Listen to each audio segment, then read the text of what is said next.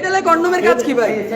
হসপিটালে কন্ডোমের কাজটা কি? অপারেশন থিয়েটারে কেন কন্ডোম থাকবে? এটা তো অপারেশন থিয়েটারে থাকার জিনিস না। এটা অপারেশন থিয়েটারে সেখানে নার্স যায়, ডক্টর যায়, ওয়ার্ড বয় থাকে, তারা কেন ওই কন্ডোম নিয়ে তারা কি করে? কি পরিমাণ কন্ডোম শত শত বক্স কন্ডম পাওয়া গেছে, যে কন্ডমগুলো আছে আবাসিক হোটেল থেকে পাওয়া যায়। এই যে কন্ডোমগুলো রিটার্ন করা হয়নি। এই যে কন্ডোমগুলো এখানে কি রাখা উচিত? এখানে কি রাখে কোনো এদিকে কোনো কাজ আছে কন্ডোম? রাখার জায়গা? এদিকে কোনো কাজ আছে কন্ডোম? সবচেয়ে এটা ভাই, এটা সবচেয়ে জোস। শেরেবাংলা মেডিকেল কলেজে কন্ডোম।